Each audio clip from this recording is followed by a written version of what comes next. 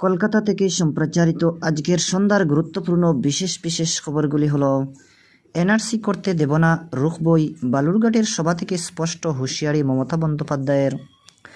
অন্যদিকে জলের বোতল নিয়ে ঢোকা যাবে না মাধ্যমিক পরীক্ষা কেন্দ্রে, আর কি কি নিষিদ্ধ। এদিকে জেনে শুনে ভুল করলে আইনের পথে চলবে, নিয়োগ দুর্নীতি নিয়ে কড়া মুখ্যমন্ত্রী।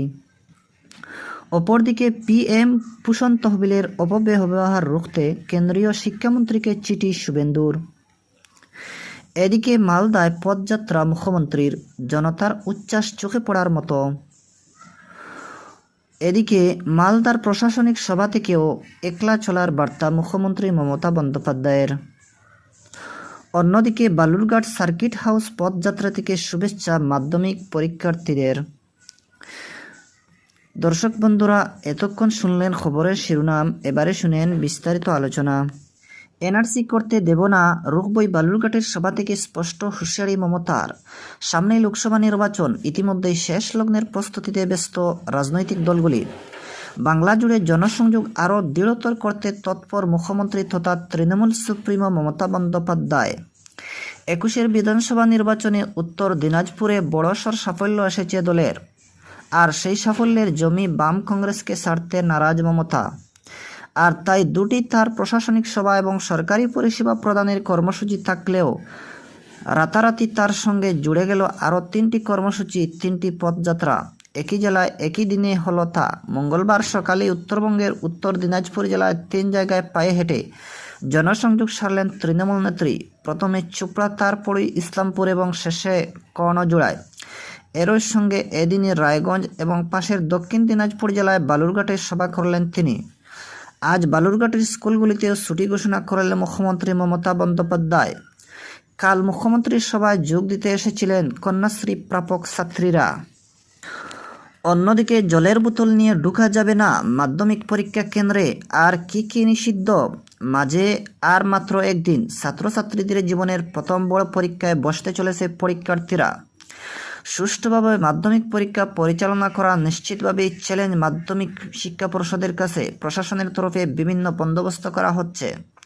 পরীক্ষার্থীদের জন্যও রয়েছে একাধিক নিয়ম। পর্ষদের তরফে জানানো হয়েছে, পরীক্ষা কেন্দ্রে জলের বোতল নিয়ে ঢুকতে পারবেন না পরীক্ষার্থীরা।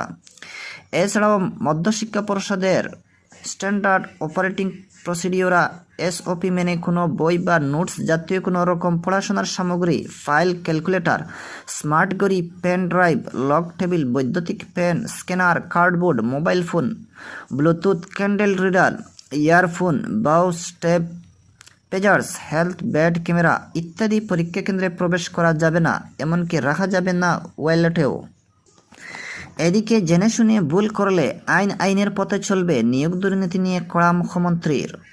স্কুলে নিয়োগ দুর্নীতি নিয়ে কড়া মুখ্যমন্ত্রী মমতা বন্দ্যোপাধ্যায়। কেউ জেনে শুনে ভুল করলে আইনের পথে চলবে, রায়গঞ্জ থেকে কড়া বার্তা দিলেন তিনি। একই সঙ্গে শিক্ষাক্ষেত্রে প্রচুর নিয়োগের আশ্বাসও দিলেন। কাল উত্তর 24 পরগনার রায়গঞ্জে পরিষেবা প্রদান অনুষ্ঠান ছিল মুখ্যমন্ত্রীর। সেখান থেকে নিয়োগ ক্ষেত্রে ভুল ভ্রান্তি নিয়ে কড়া বার্তা তার। বললেন, স্কুলে অনেক নিয়োগ হবে, আপনারা আবেদন করুন, নিশ্চয়ই আপনারা পাবেন। 1-8 জনের ছোট্ট একটা ভুলের জন্য মমতা আরও বলেন, মনে রাখবেন, একসাথে থাকতে হলে থালাবাটিতেও টুকাটুকি লাগে, তারপর আবার টুকাটুকি ঠিক হয়ে যায়। টুকাটুকি যেটা হয় সেটা করে অজান্তে। তবে কেউ যদি জেনে শুনে ভুল করে তাকে ক্ষমা করা উচিত নয়। আইনের পথে চলবে, বলেছেন মুখ্যমন্ত্রী। উল্লেখ্য, নিয়োগ দুর্নীতিতে প্রাক্তন শিক্ষামন্ত্রী পার্থ চট্টোপাধ্যায় জেলবন্দি গুড়িয়ে এদিন কি তাকে বার্তা দিলেন, উঠছে প্রশ্ন। মুখ্যমন্ত্রী বারবার বলেছেন, কাজ করতে গেলে একটা দুটো ভুল হতে পারে, সেটাকে গুরুত্ব দেওয়া উচিত নয়। তবে কেউ জেনে শুনে ভুল করলে আইনের পথে চলবে, এদিনও সেই কথা মনে করিয়ে দিলেন মুখ্যমন্ত্রী। এদিনের সভা থেকে বিজেপিকে নিশানা করেন মমতা। তার অভিযোগ, মানুষ কী খাবে, কী পরবে তা একান্ত নিজস্ব পছন্দ, কিন্তু বিজেপি শাসিত রাজ্যগুলিতে মাছ, ডিম, মাংসের দোকান বন্ধ করে দিচ্ছে। অপরদিকে পিএম পোষণ তহবিলের অপব্যবহার রুখতে কেন্দ্রীয় শিক্ষামন্ত্রীকে চিঠি শুভেন্দুর। 30 জানুয়ারি মিড ডে মিলের জন্য বরাদ্দ পিএম পোষণের টাকা ব্যবহার করা হচ্ছে ভোটের কাজে, এমনই অভিযোগ করে কয়েক মাস আগে রাজ্যের স্কুল শিক্ষা দপ্তরকে চিঠি দিয়েছিলেন কেন্দ্র।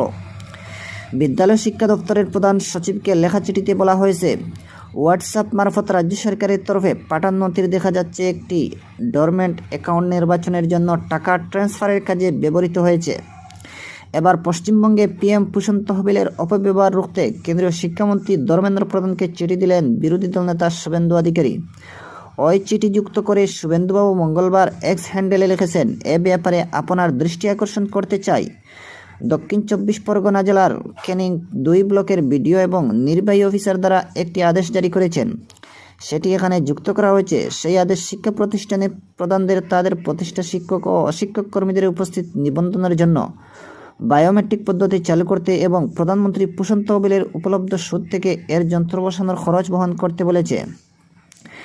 এদিকে যেহেতু কেন্দ্রীয় শিক্ষা মন্ত্রক ইতিমধ্যেই সিবিআইকে পশ্চিমবঙ্গ রাজ্যে পিএম পোষণ মিড ডে মিল প্রকল্পে 4,000 কোটির অপব্যবহার তদন্ত করতে বলেছে, আমি মনে করি সিবিআই এরও বিতর্কিত আদেশটি বিবেচনায় নেওয়া উচিত, কারণ এই আদেশ অপব্যবহারের একটি ধারা। অপরদিকে মালদায় পদযাত্রা মুখ্যমন্ত্রীর, জনতার উচ্ছ্বাস চোখে পড়ার মতো। মালদায় পৌঁছে পদযাত্রা করলেন মুখ্যমন্ত্রী মমতা বন্দ্যোপাধ্যায়। আজ পথযাত্রা ঘিরে জনতার উচ্ছ্বাস ছিল চোখে পড়ার মতো। তাকে কাছ থেকে দেখতে রাস্তার দুপাশে দাঁড়িয়েছিলেন অনেকেই। রাস্তায় দাঁড়িয়ে থাকা উচ্ছ্বাসিত পড়ুয়াদের সঙ্গে হাত মেলান মুখ্যমন্ত্রী। অনেকে তৃণমূলের দলীয় পতাকা হাতে নিয়ে স্লোগান দেন, আবার অনেকে মুখ্যমন্ত্রী পা ছুঁয়ে প্রণামও করেন। এদিনও একটি শিশুকে দেখতে পেয়ে নিজের কোলে তুলে নেন মুখ্যমন্ত্রী। পদযাত্রার মাঝেই তিনি একটি কালী মন্দিরে গিয়ে পুজো দেন। এরপর ফের যাত্রা শুরু করেন। মুখ্যমন্ত্রীর সঙ্গে এই যাত্রায় পা মিলিয়েছিলেন মন্ত্রী অরূপ বিশ্বাস, ফিরহাদ হাকিম সহ অন্যরা। এদিকে লোকসভা নির্বাচনের আগে 5 দিনের জেলা সফর শুরু করেছেন মুখ্যমন্ত্রী মমতা বন্দ্যোপাধ্যায়। কাল রাতেই তিনি মালদায় পৌঁছে যান। বুধবার মালদায় পদযাত্রা করেন তিনি। এরপর সরকারি কর্মসূচি শেষে এদিনই তিনি মুর্শিদাবাদ যাবেন। সেখানকার কর্মসূচি শেষে মুখ্যমন্ত্রী নদিয়ার কৃষ্ণনগর পৌঁছাবেন। সেখানে রাত্রিবাস করে পরদিন সেখানে সরকারি সহায়তা প্রদান অনুষ্ঠানে অংশ নেবেন। 1 ফেব্রুয়ারি ওই কর্মসূচি শেষ করে হেলিকপ্টারে মুখ্যমন্ত্রী কলকাতায় ফিরে যাবেন। এদিকে মালদার প্রশাসনিক সভা থেকেও একলা চলার বার্তা মুখ্যমন্ত্রী মমতা বন্দ্যোপাধ্যায়ের। মালদার প্রশাসনিক সভা থেকে ফের একলা চলার বার্তা দিলেন মুখ্যমন্ত্রী মমতা বন্দ্যোপাধ্যায়। আজ সভামঞ্চ থেকেই সরাসরি কংগ্রেসকে নিশানা করলেন তিনি। মমতা কোথায়? মালদায় পরপর 2টো আসনে ওরা জিতেছে। বুটে জিতে আপনাদের জন্য কি করেছে কংগ্রেস? বিজেপির হাত শক্তিশালী করার জন্য লড়বে কংগ্রেস। বিজেপির বিরুদ্ধে একমাত্র তৃণমূলই লড়ছে। তৃণমূল নেত্রী কটাক্ষ, অনেক দল আছে যারা ভোট এলেই কোকিলের মতো ডাকে, শুধু তৃণমূল কংগ্রেসের বিরুদ্ধে অপপ্রচারের জন্য এরা আছে। বিজেপির বিরুদ্ধে আমাদের লড়াই চলবে, আমরাই বিজেপির বিরোধিতা করতে পারি। তিনি বলেন, মালদায় কংগ্রেস লোকসভার আসনে জিতে কি করেছে, আমরাও এখানে লড়ব। বিজেপি সিপিএমকে সুবিধা করে দিতে লড়েছে কংগ্রেস।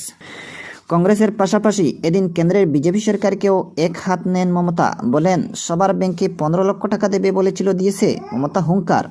দিল্লির বিজেপি নেতারা বলেন, জল ধরো জল ভরো, তাদের কর্মসূচি 4 ভাগের 3 ভাগ টাকা আমরা দিই।